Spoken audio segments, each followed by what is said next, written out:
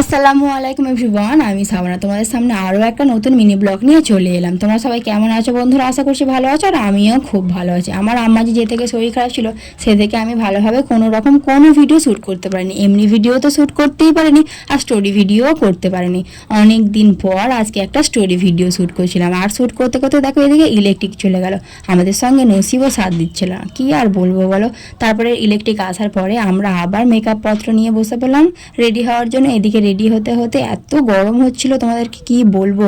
আর তেমন শাড়ি টাড়ি পরলে তো খুবই গরম হয়।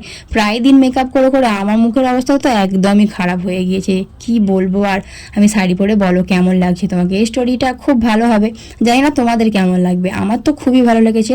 শ্যুট করতে করতে অনেক হাসাহাসি হচ্ছিল, আর টেকগুলো সব শুধু গুলিয়ে যাচ্ছিল। আর আজকে ভিডিও শ্যুট করার সঙ্গে সঙ্গে আমার হাজব্যান্ডও বাড়িতে ছিল। ভিডিওটা খুব তাড়াতাড়ি তোমাদের সামনে আসবে। ভিডিওটা দেখার জন্য আমার চ্যানেলটাকে সাবস্ক্রাইব করে দিও বন্ধুরা। সবাই ভালো থেকে খোদা হাফেজ।